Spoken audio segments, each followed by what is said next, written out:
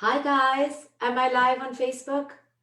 Can you tell me? I've been having some technical issues, so let me know. Let me know if you see me. I think you do. Hi guys, say hello and tell me where you're from. I'm back. I figured out the technical problems. Hi Instagram. Hey Facebook.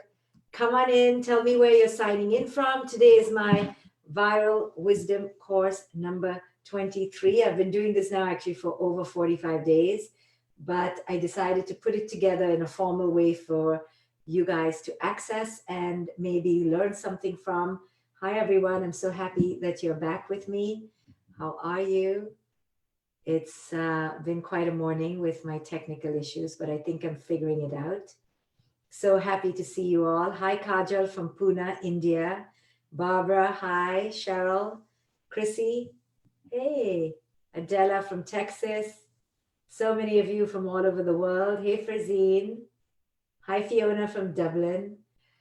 So today what I'd like to focus on is how we can use pain as a portal. So as a therapist, you know that I can probably have a caseload full of people in pain. Why do people go to a therapist? Is because they're in pain. They are experiencing some sort of crisis, some sort of loss, some sort of diagnosis of terminality, right? Either they've discovered that their children are having issues, or their marriage is having an issue, or that they are having health problems, right? It runs the gamut. So as a therapist, I'm seasoned in meeting people who are in pain. And let me tell you that I've often found that the more the pain, the greater the gain. I mean, it's a cliche, but it's absolutely true. So much so that many times when people come to me, I send them back and I say, you're not ready because you're not yet in enough pain. So sadly, but this is the truth of it, in this dimension, as humans, we tend to learn the most through pain. Another way of saying pain is loss. Another way of saying pain and loss is failure. Another way, a crisis. Another way, a tragedy, right? They're all different faces of the same thing called pain. Now, it is in our primal instinct as biological creatures to be averse to pain. Our wiring is that we move away from pain because it's not evolutionarily to our advantage to move toward pain. So we're wired to fight or flight. It's just the instinct in us to to project or to eject. So this is within our being. Yet our spiritual evolution is actually against our biological wiring, because spiritually to evolve means to lean into pain, to go toward pain, to go through the pain, to in fact invite it in and deeply embed oneself in the experience of pain.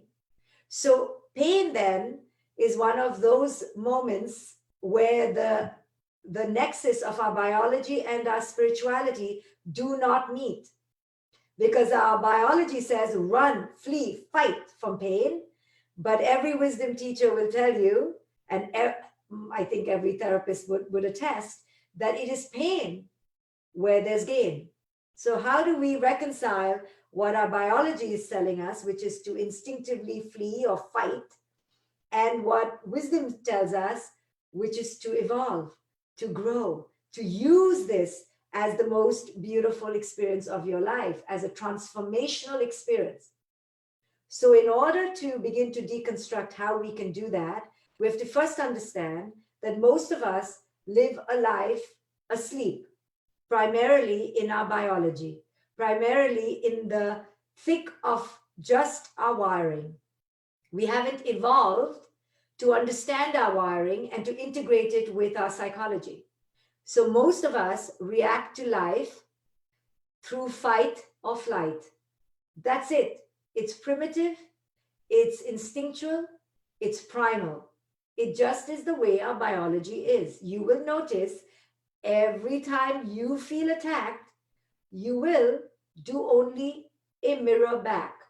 The attack can be outward, called projection, or it could be an attack on yourself, called ejection, right? Either way, through reaction outward or reaction inward, aggression is reaction outward, depression is aggression inward.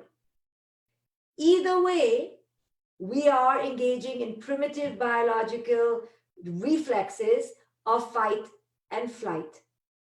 You know it. If your teenager says, I hate you, to use a ubiquitous cliched example, then you feel mad, you feel angry, you feel like you want to take your control back. And in order to take your control back, you have to put the other one down. You know, in your marriage or in your friendships or it doesn't matter, it's tit for tat, it's reactive, it's transactional. You give, you get, you give, you get. If one gives you an insult, you want to insult back, right? For every offense is defense, every defense is offense. This is our primal nature. Let's not pretend we are different than animals, because we are animal and we are biologically primed to be the same way. We are extremely basic, extremely base. And I'm not giving it a negative, I'm not saying it's bad, it just is basic. It's just the biological wiring and the reaction to it. And in many ways, it's actually protective. It saved us from the lions, it saved us from the other tribes that came to attack us, to steal our bananas, right? We are wired to protect our resources and to fight or to run away. So now, what does it mean to spiritually evolve? Why should we spiritually evolve? Why can't we just be in our animal nature? What does it mean to transcend that and integrate it with a higher consciousness? What is higher consciousness, right? And how does it work in the modern world? So if North Korea attacks us, what does that mean, Dr. Shefali? You just sit there quietly. If your kid says, I hate you, you just sit there quietly, right? Well, it doesn't mean you sit there quietly, but it definitely means you don't react immediately either. So what does it mean? Well, I like to talk of the human psyche in several layers.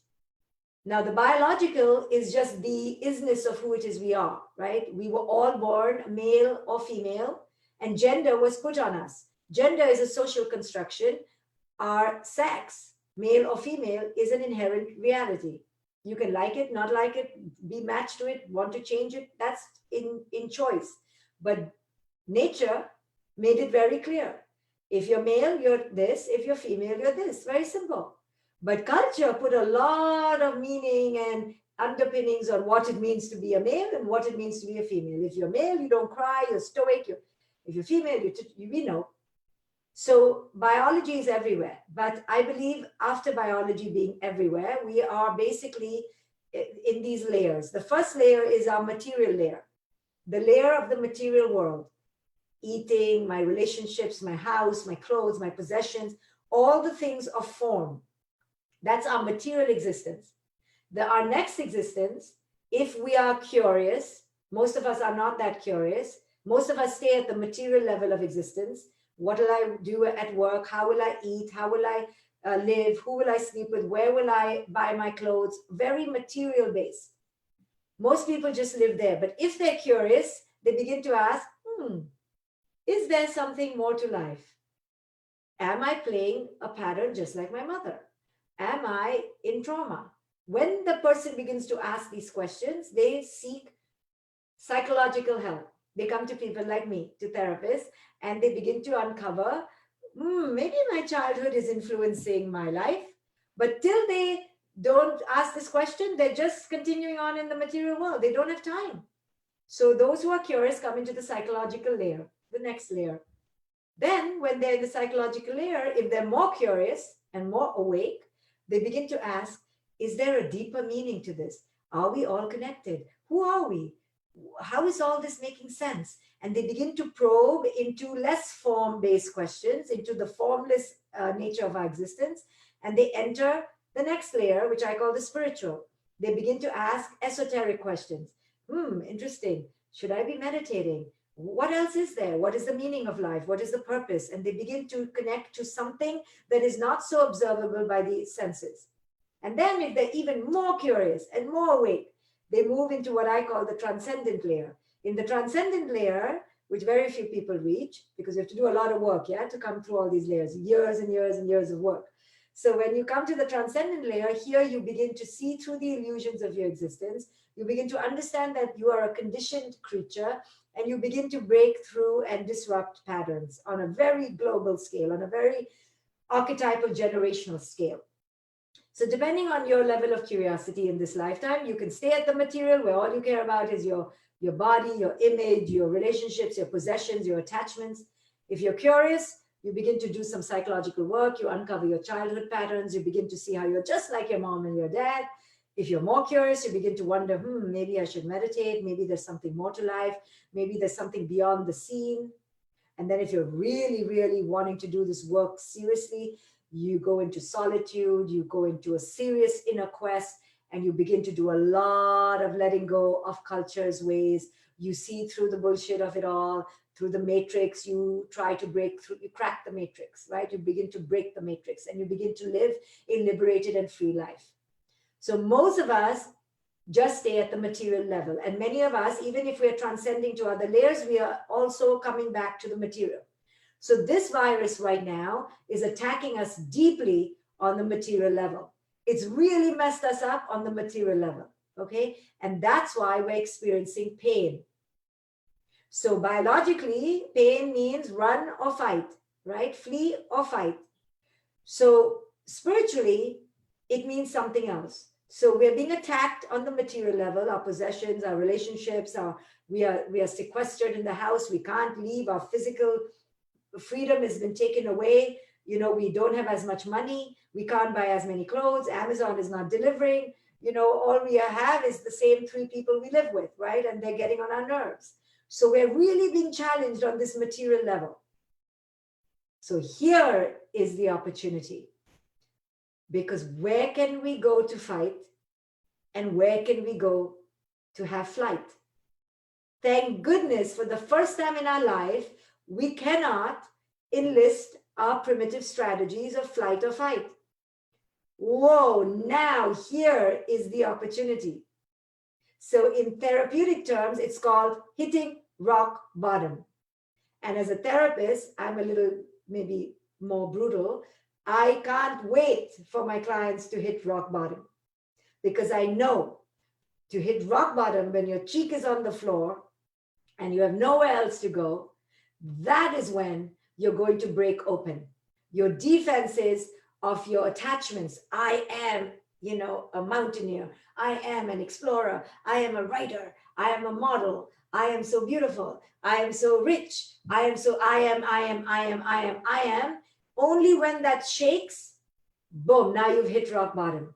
In the other way, what I was saying in terms of the layers, when that material layer, when all those attachments are falling apart, now we have opportunity. But it's so painful. But what is painful is that we are losing, right? We're losing. Losing feels like failing. Failing feels like death, like tragedy. So we are in tremendous angst now because we've been conditioned biologically and culturally to run away from pain or to fight pain. But this time, because of the lockdown and this virus being some sneaky character, not some dictator from North Korea or Iraq, we're like, who to fight? Damn it, you can't even see this virus. And then there are all these comorbidities under the virus. So you're like, how to fight the virus? Maybe it was because of the diabetes. Okay, maybe it was because of the obesity. So you can't even pinpoint your anger and fight. But here lies the opportunity. So rock bottom in therapy means the person has realized that there is no one else to fight. They tried to fight, they tried to flee, they became addicts, they blame the mother, they blame the rapist, they blame the banks, they blame the government, but nothing worked. And now they are rock bottom. Rock bottom is one of those experiences where you go, ooh, I tried everything. I hated the whole world. Do you think it's me? Right? It's that moment, that epiphany, when the client goes, Nothing is working anymore. I am at a loss. Oh, when the client says this, I'm like, I try to contain my excitement, but I'm like, I understand. I know it's very painful, but now, and then I go in and I can help transform them, right?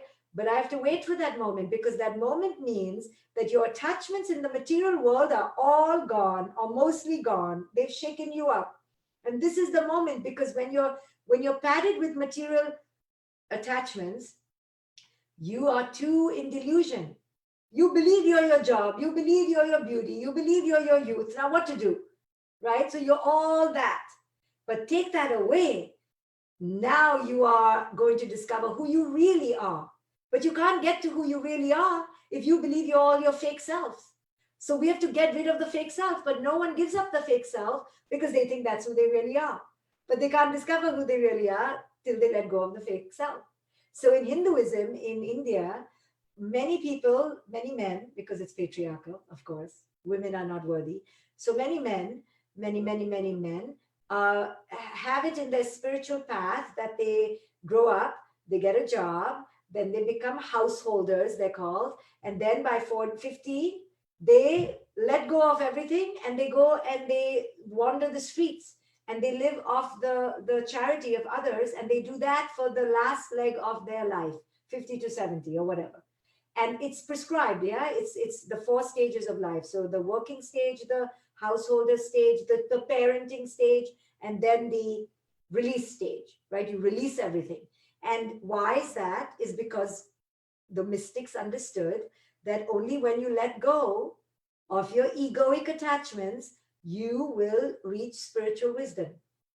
Okay, so now here is how the nexus can meet. How can this be evolutionarily advantageous to us? Because spiritual wisdom is evolutionarily advantageous, just not in the way that biology primed us. Biology said attack, defense. But spiritually, we understand that there's a different evolution. It is the evolution of the soul, evolution of the spirit. But that can only happen when you begin to let go on the material layer. You see? So this virus is killing us on the material layer. So people like me are like so excited. Can't show it too much because there's tragedy. So you can't, like, then you appear unempathic. I am very empathic, very, very empathic. But I also know there's an opportunity. There's an opportunity. There's a little window, a peeping hole that we can pass through and evolve as a species, evolve individually and evolve collectively. So I'm very excited. Yes, I'm very excited. So this is what I share with you, is my excitement, so that you can go through the peephole. And for every new birth, there has to be a death. So there will be physical death, but most importantly, there will be spiritual death. You are dying on the level of the material. The material world is no more the same, is it? You can't go to the same stores, that's gone. You can't go out to boutiques and pubs and restaurants and theaters, gone. You can't meet your friends and entertain and all that thing about being in a social group and synagogue and church and mosque, gone. All congregational meetings, gone. So on the material level, we are feeling really attacked. We're feeling really like we've been abducted from our comfort zone into a new realm of existence. We have hit, so to speak, a rock bottom. Rock bottom is when you are forced to let go of things in the material world. You're forced to ask, who am I? I don't know who I am. I thought I was that. I don't know who I am now. All our kids are like, we thought we went to a school that looked like that. Now school may look like this. College kids have come back home. They just went. They came back home. They were so excited in their identity as college kids, all back home. The free mother and the free father were like, they're free. They're not free anymore, right? So in many ways, our identities are all getting messed up. I had an identity of being a traveling speaker in the world. Guess what? That may never happen again, right? It may just be through this medium on this chair. So I had to let go of that identity. I have a book coming out. I was fancying all sorts of accolades for that book. It's here somewhere. I won't advertise it. But I thought I'd go on a world tour for the book. That's not happening. I had to let go of that identity. Most of us are letting go of some identity. We can't meet our loved ones. We can't be the daughters we want to be. We can't be the friends we want to be. our identity on the material world is getting severely attacked. This is called rock bottom. This is the moment we wait for in therapy, because at least I fully believe and only really believe that transformation happens through pain. In this dimension, with the level of consciousness that we have, we only grow through pain. Sorry, we don't grow through joy, because we're too egoic. When we are joyful, we think we deserved it. So we don't use the joy to grow. We think, oh, I'm amazing. We become bigger in our ego. So we only grow when the ego is taken away. Ego means the attachments of the false self, all the things you thought you were that you're not really. So all those things are being taken away, and you're going, holy shit, who am I? Who am I? But here is the opportunity to ask, who am I? And I said, when you become curious about who am I, you go to the next level of curiosity from the material into the psychological. So that means call up a coach, call up somebody. Begin now the process of discovering, who am I? I have a lot of courses right now online, and they're 50% off. So if you want to discover who you are through an online medium, take my course, take somebody else's course. There's so many wisdom teachers out there. Take an online course. Call a therapist, call a coach, invest in, who am I? And then once you do that, you may want to do more. And that is to deepen your connection to yourself. And the only way that I know to deepen your connection to yourself is through some sort of practice. So I teach meditation for free. After this class, I go to another Facebook group. It's facebook.com/groups/get superpowered facebook.com/groups/get superpowered. Come there and learn to meditate. Then you would have gone to the spiritual layer, which is to connect to yourself, to ask, what is beyond what I see? Is there something in a realm beyond what I see? That's known as the spiritual layer. And then if you keep studying with me, you can maybe touch other layers, namely the transcendent. The transcendent is to understand oneness, but not just to understand it intellectually, but to employ it in your life and practice the principles of oneness. And most importantly, to understand that we have no self. So it's a little bit profound, these teachings, but you can take my course 50% off with the coupon code half off. And I teach this in hours and hours in my courses, how to go through all these layers so that you can evolve. So while this moment in time of pain seems evolutionarily, biologically a disadvantage, I am telling you, as a therapist, psychologist, as a wisdom teacher, this is the moment that you need to seize to birth a new self. This is the advent of your birth. This is the portal of your new tomorrow. This is the harbinger of your new transformation. You're in the pregnant pause. You're in the tunnel, you're pregnant. What you going to birth? You're going to birth a simple, same version of you, like you thought when you had a child, you're going to birth a version of you. That's your ego. Same. No, I teach conscious parenting, which says that you never can birth a new you if you're really awake. When you're really awake, you always birth through your children spirits of their own making. This is your opportunity to birth a new spirit of its own making, your new birth. This is an invaluable opportunity to go into lockdown, to go into the moment, to go into quietude and solitude. This is a remarkable opportunity where you're forced to sit with yourself 24/7 and the 5 people in your life. This is a tremendous opportunity for you to let go of your past, of all your attachments to your fashion and your glamour and your clothes and your possessions. And yes, and to live with less. It is a fabulous opportunity to live with less. Let me first make this straight. And to understand who you are without your attachments, right? Just like these men in India who go away on this vast journey and they live on alms. You don't have to go that extreme, but you can, in a way, symbolically, metaphorically, practice the same detachment of letting go, release, discover who you are with less. You can live with less. We are all living with less. And we wonder how much we spent before, how much we ate before, right? How much we needed before. Now we don't need so much, do we? When we are in face of our mortality, suddenly we're like, okay, I don't need that much. Well, we should always live like this. So, this is our opportunity to go within and to transcend the layers of ourselves. Let's use this pain, this loss, as a portal for your greatest transformation. This is your opportunity. Take it, run with it, fly with it, and don't wait for permission. This is the window of your spiritual evolution. So thank you guys. Come and join me on my other Facebook page. I will be teaching there in a few minutes.